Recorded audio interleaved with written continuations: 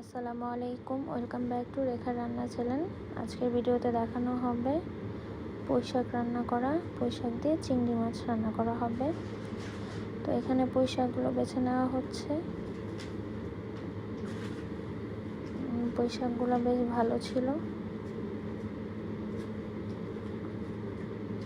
পুঁইশাক কিন্তু ভাজি করে খেতে অনেক মজা, তাছাড়া চিংড়ি দিয়ে রান্না করলেও খেতে বেশ মজা, ঝোল করে। তো আজকের ভিডিওতে সেটাই দেখানো হবে।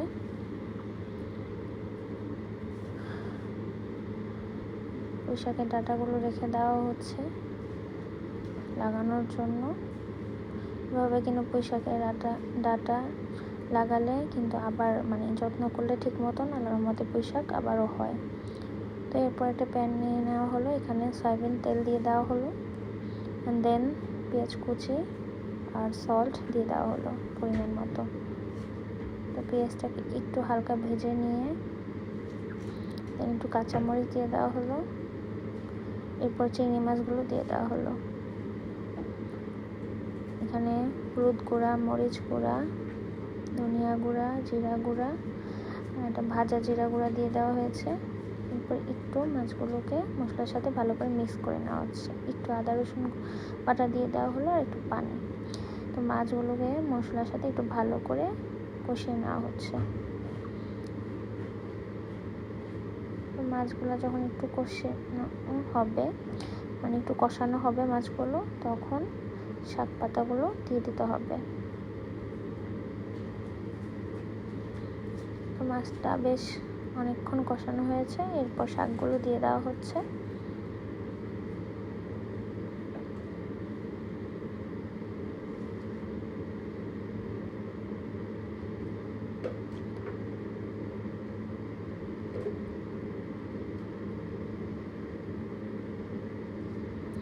শাকগুলো একটু সিদ্ধ হওয়ার অপেক্ষা করা হচ্ছে। শাকগুলো কিন্তু একটু হালকা সিদ্ধ হলেই একদম নরম হয়ে যায়।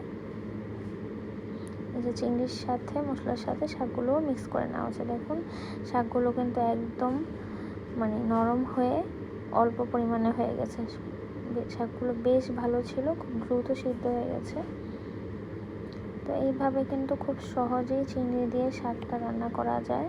যেখানে একটু ঝোলের জন্য পানি দিয়ে দেওয়া হচ্ছে। আপনারা ঝোল কম খেতে চাইলে পানিটা আরও কম দিবেন। এখানে আসলে ঝোল বেশি আমরা পছন্দ করি, তাই একটু পানিটাও বেশি পরিমাণে দেওয়া হয়েছে। তো এটাকে ভালো করে রান্না করে নেওয়া হচ্ছে হাই হিটে।